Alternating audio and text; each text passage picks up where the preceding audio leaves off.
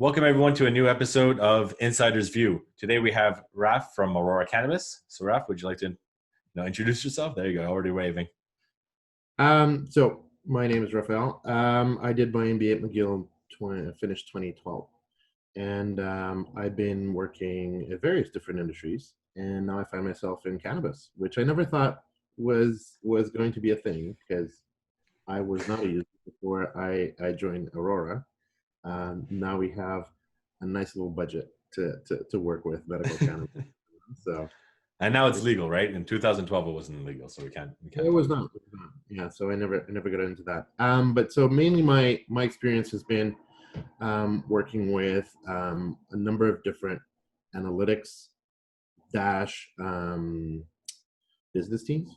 So I've sat in strategy, I've sat in sales and marketing, I've sat in pure analytics, sat in what was the other one? Partnerships even.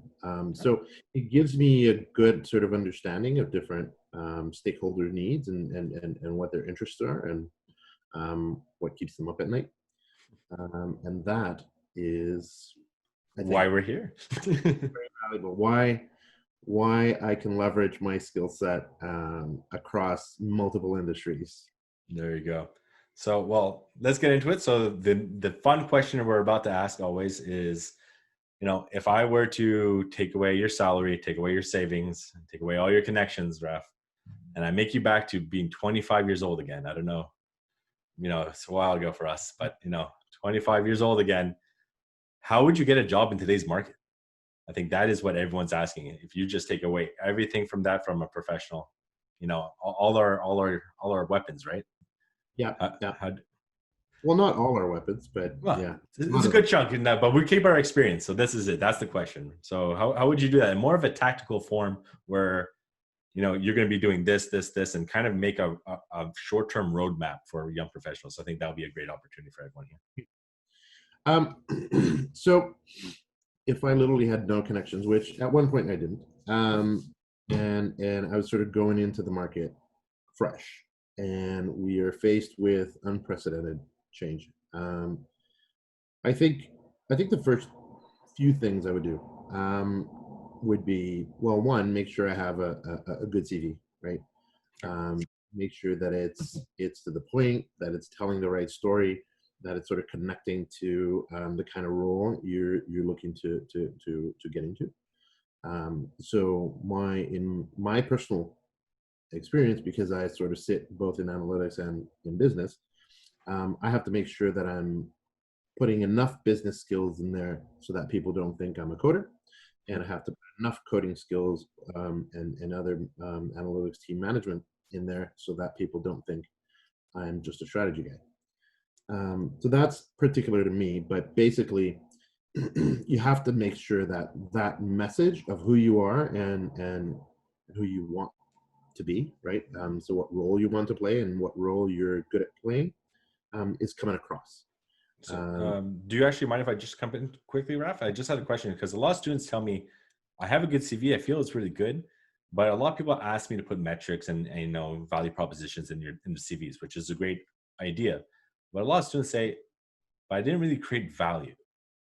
And this is something that I get told a lot, like but I don't want to answer the question for you. I would love to hear how would you answer that if a student came up to you, even if they had an internship or they had even a job at a fast food restaurant at the time? There's always value being created, but how would you articulate that to a young professional? There's always value being created, and I keep myself at least fresh with that because I try to help a number of people that come to me and ask for help with CV, and I even offer it to some people that I know are frustrated in sort of their jobs where you have relevant work experience in many things that are not maybe your traditional work even. Yeah. So thinking about any things that you're passionate about, that you're focusing on, that you're into social media, you're into helping charities, you're into whatever it is, there are relevant work experiences and metrics you can put in, right? So how many posts are you used to making a week, if that's the case? What type of thing do you analyze, right? What type of results are you getting? Right. Results is a little harder because Some people will have more soft skills. Mhm. But trying to focus on what impact did you ultimately achieve? Were you able to convince people of something that they first didn't think that they were, that was the right path?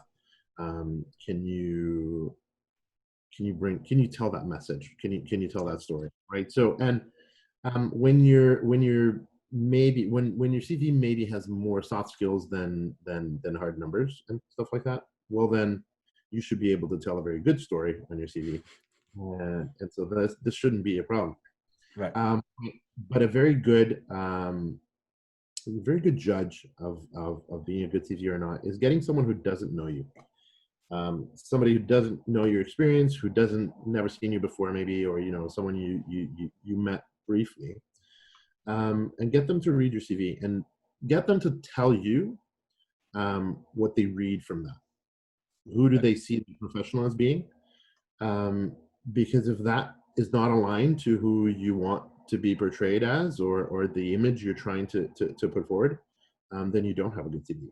Um, and and that's important too. Yep. And so when I was looking recently before I landed at Aurora, I had at least 3 or 4 different versions of my CV, Yep. because the story was different.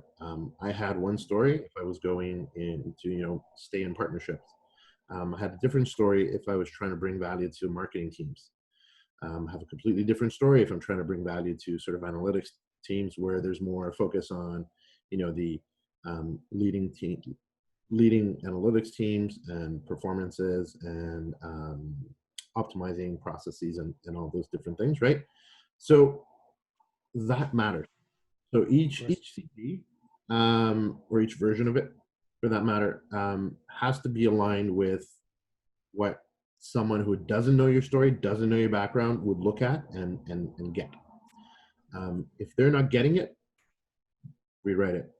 I have no. It sounds like us writing code, right? I use my mom whenever she needs to look at one of my products back in the day when I was younger. I'm like, Mom, do you know what to do? And if she doesn't know what to do or she's confused on the UI, I'm like, all right, we're redoing it. Right? Redo. It's the And same some thing. people are nice, right? Some people are nice, and they're like, no, but it's not that bad. It's like, no, no, no. Yeah. If they didn't get it, Yep.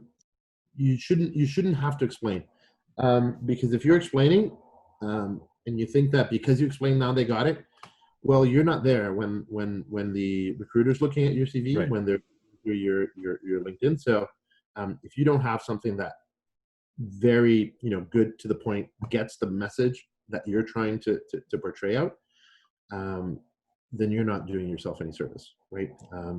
You're going to be mixed up with the rest. What's your unique selling proposition? Who are you, right? Yep. So that to me is sort of table stakes, right? So knowing where you're trying to apply for, and again, you could have 2 or 3, Yep.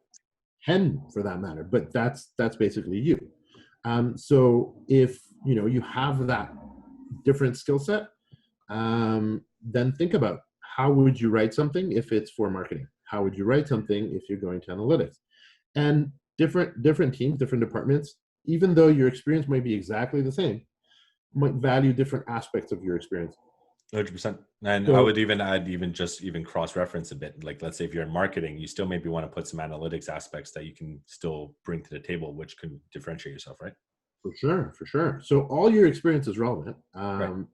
It's just what do you have to highlight as the main experience Right. that sort of puts you in the room. Why are you there? To be a marketing person, you have to have this. Fine, I have this, and Sure. then everything else that you have is, by the way, I also have this and that, etc. Right. Anyway, The um, sprinkles. So what's next step? Sorry. so if you have that done, right, Hmm. um, I think the next 2 things are also very important. Um, I'll start with the basic, which is make yourself a network. Okay. Um, Love it. How would you do that during today? That would be great. I would love to hear this. so I've given this recommendation very recently to a number of people that I know that are looking for stuff. Awesome. Same way I did before, which is get LinkedIn Premium because it allows you to message people, right?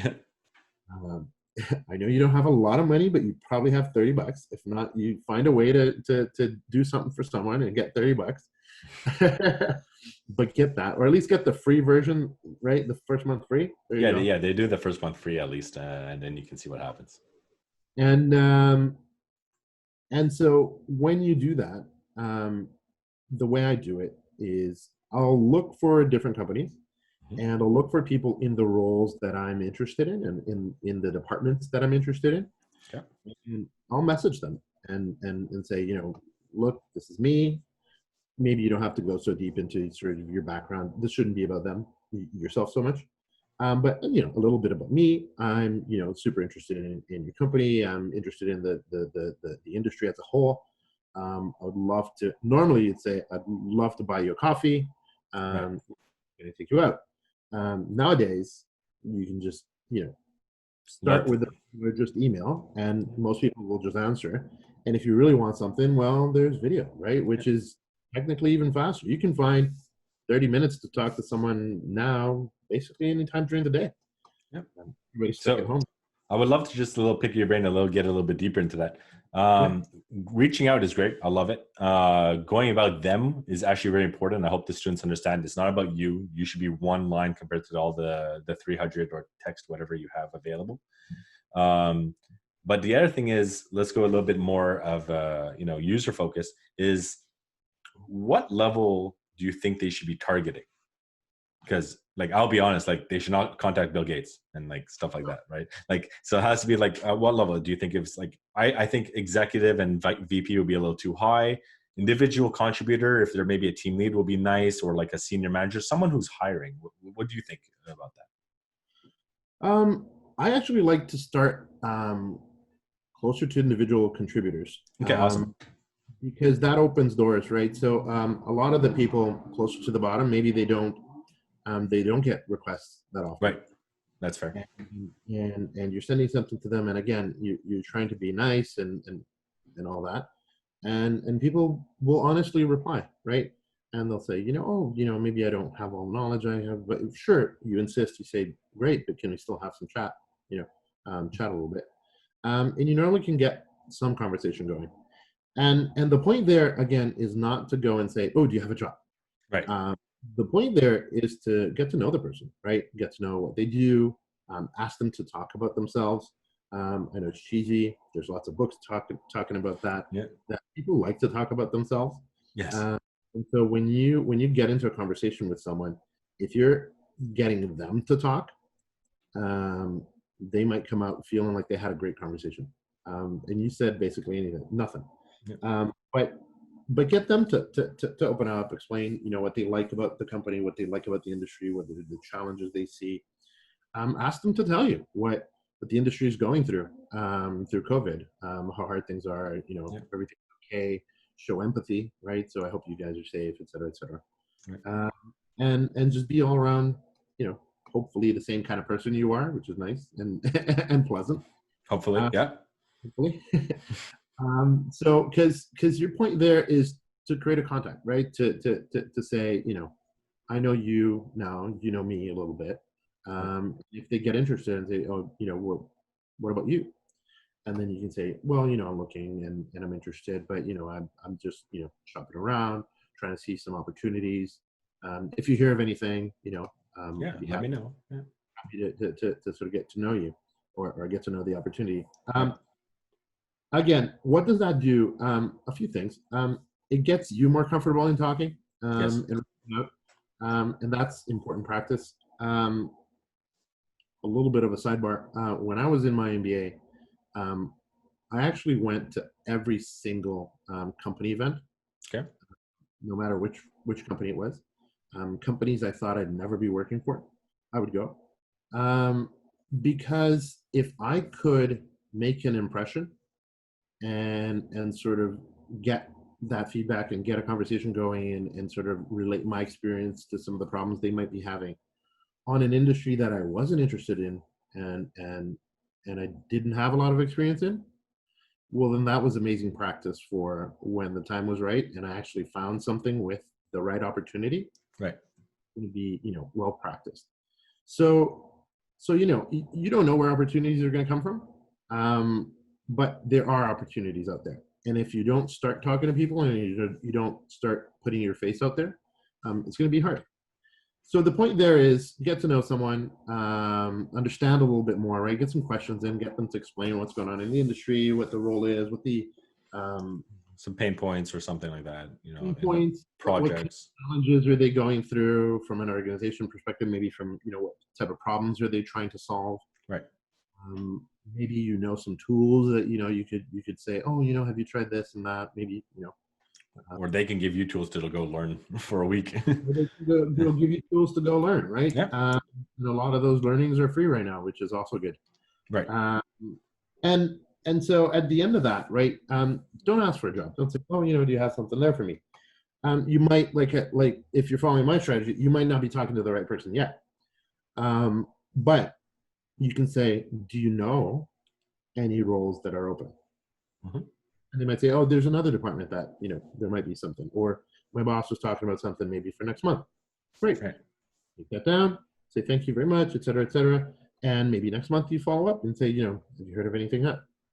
Yeah, it's great talking to you. I was learning these skill sets. You do the nice follow up and show value that you gain from the conversation. It's great. Of course. And if you did feel like there was something else you could have added that you didn't come to you at the time, it's great to send a thank you letter, follow up and sort of close the loop on something. And all around that's good manners and good practice, right? The point there, though, is jobs are opening up in certain industries. Yes. A lot of us can still work fully from home. And so there are people being hired. The groundwork that you're doing, aside from getting to know people and which is great already, and build a network, is you're also understanding industries that are maybe having more challenge or less challenge, or that are booming, right? And it might open up your eyes to where you should focus next, and where you should try to look for more opportunities, right? As you're doing that, you're going to continue to meet people, and you're going to, continue to evolve your network within certain companies that you're more interested in. If a role does open up, reach out to the people you already talked to and say, I just heard about this role, and no, it might not be in your department. Do you know who the hiring manager is? Or do you know somebody else in that department that I can go and reach out and get some questions asked? It's always important to try to be early when you send in your CV. That's why you have to do the legwork before to have all this sort of set up.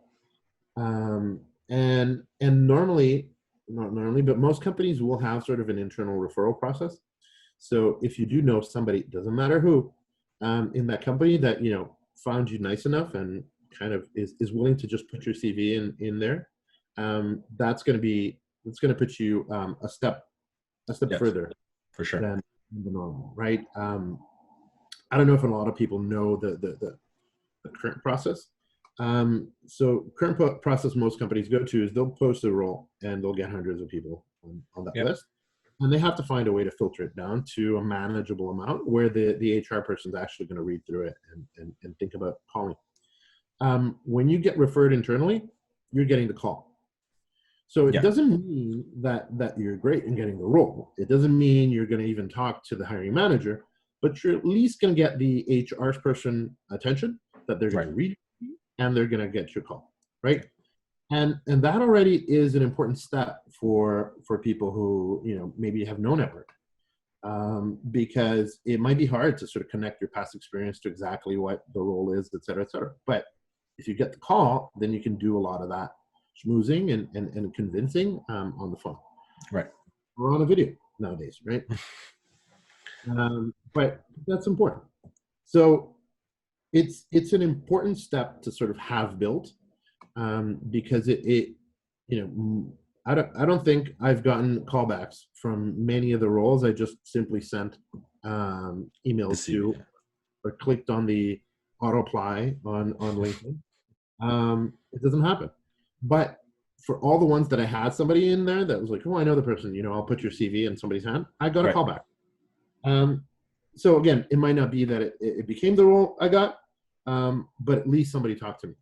And which is very frustrating when you're trying to look for roles and nobody's talking to you. yep. So it's good. I was just going to also ask, but let's say if I'm also a student and I'm like, oh, I'm really shy, I'm an introvert. Like, what would you say to that person during these times? I'm an introvert too.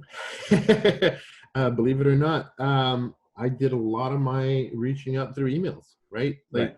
introverts know how to talk up people. At least they should, chat rooms and all that, which was my experience back in the day.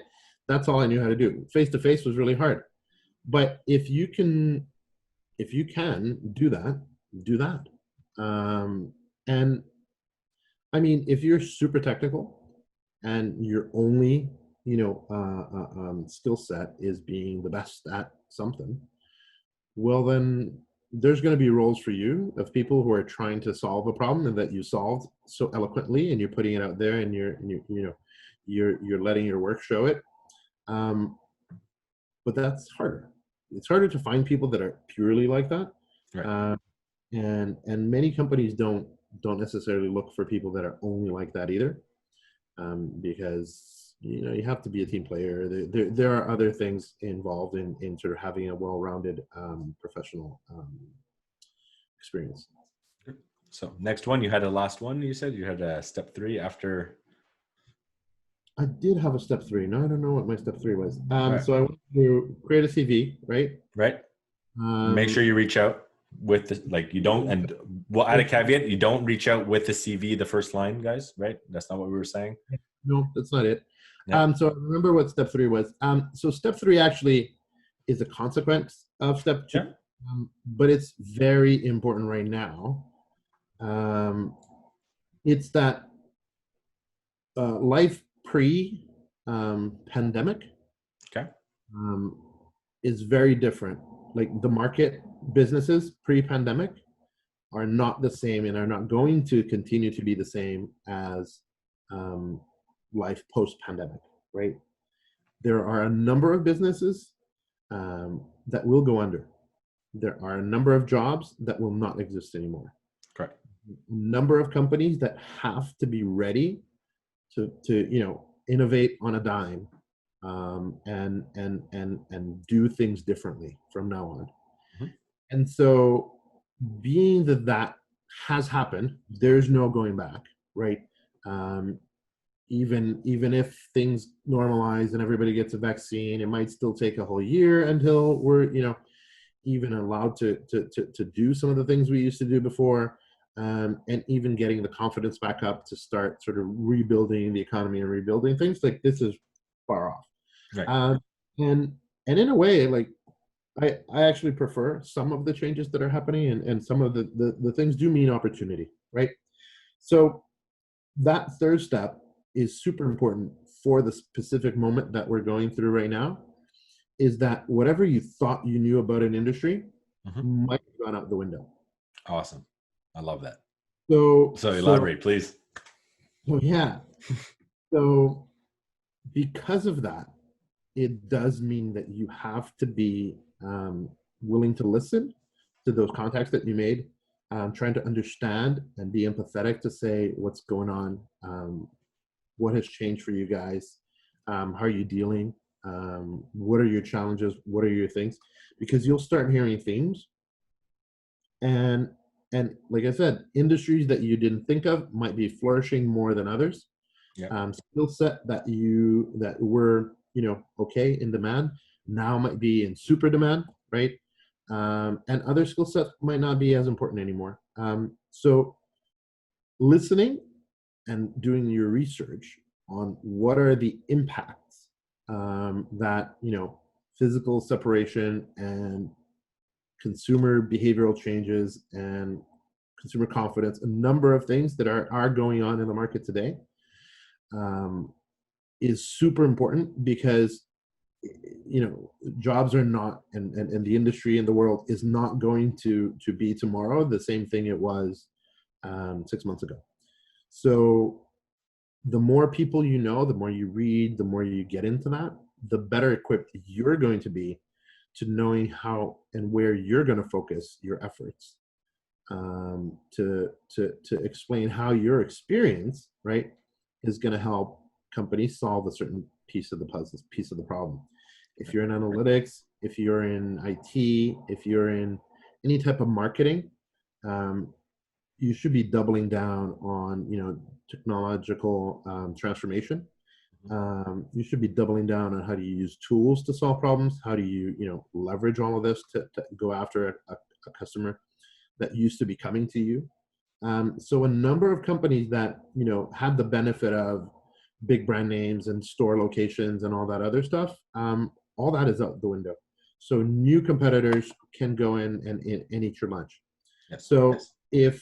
if you're not hearing from a company that should be changing, that they're changing, I'd steer away, even if they're hiring, right? Because this will be sort of maybe my last tip is that as you're talking to companies, do your diligence, do hear what the company culture, quote unquote, right, is at certain places, what they value, what they care about. Those should be aligned with what you're willing to put in work, in work hours, in expectations and everything.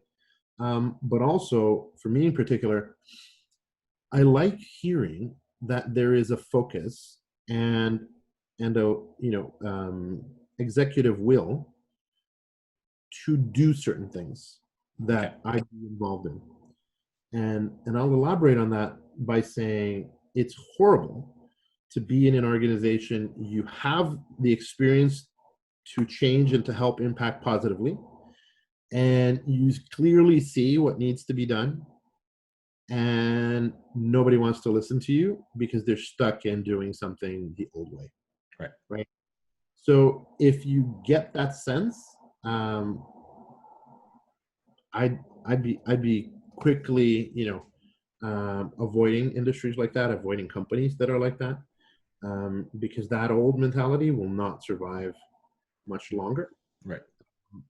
I know it did survive more than it should have already, but the current situation will not let it survive much longer. So I would avoid it personally, and I would focus on making sure that wherever you're getting into, there's going to be, like I said, that executive will or that interest in putting their money where the market needs to shift to, so that you can go and actually create those impacts. Because there's nothing you can do if you're trying to impact something and they simply say, oh, but there's no money for it, and oh no, that's not really important, you go do this other thing. Yeah, that's not part of the alignment of the strategy for the company, right?